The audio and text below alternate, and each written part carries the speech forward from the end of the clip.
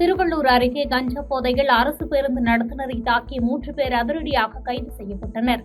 திருவள்ளூர் மாவட்டம் பேரம்பாக்கத்திலிருந்து அரக்கோணத்திற்கு அரசு பேருந்து புறப்பட தயாராக இருந்தது. அப்போது அந்த பேருந்தில் ஏறிய 3 இளைஞர்களிடம் நடத்துனர் ஐயப்பன் பயணச்சீட்டு எடுக்குமாறு அறிவுறுத்தியுள்ளார். அப்போது கஞ்சா போதையில் இருந்த அந்த 3 இளைஞர்களும் தகாத வார்த்தைகளால் பேசி நடத்துனரை தாக்கியுள்ளனர். இதில் பலத்த காயமடைந்த நடத்துனர் ஐயப்பன் அரசு மருத்துவமனையில் சிகிச்சை பெற்று பேருந்தில் தாக்கியவர்கள் குறித்து மப்பேடு போலீசில் புகார் கொடுத்தார். புகாரின் அடிப்படையில் பேரம்பாக்கம் புதிய காலனியைச் சேர்ந்த ஐயனார் மகன் ராகேஷ், இருளச்சேரி கிராமம் அம்பேத்கர் நகரைச் சேர்ந்த பாரத் மகன் முகேஷ், அரக்கோணம் தாலுகா பழைய கேசாவரம் பகுதியைச் சேர்ந்த செந்தில்ராஜ் மகன் குணால் ஆகிய 3 பேரையும் போலீசார் கைது செய்து தீவிர விசாரணை மேற்கொண்டு வருகின்றனர். மேலும் கைது செய்யப்பட்ட அவர்களிடமிருந்து இருசக்கர வாகனத்தையும் பறிமுதல் செய்து 3 பேரையும் நீதிமன்றத்தில் ஆஜர்படுத்தி திருவள்ளூர் கிளை சிறையில் அடைத்தனர்.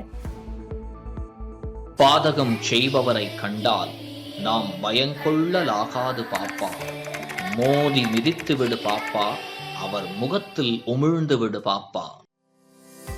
அண்மை செய்திகளை உடனுக்குடன் தெரிந்து கொள்ள இணைந்திருங்கள் இயம்நாடு தொலைக்காட்சியுடன்.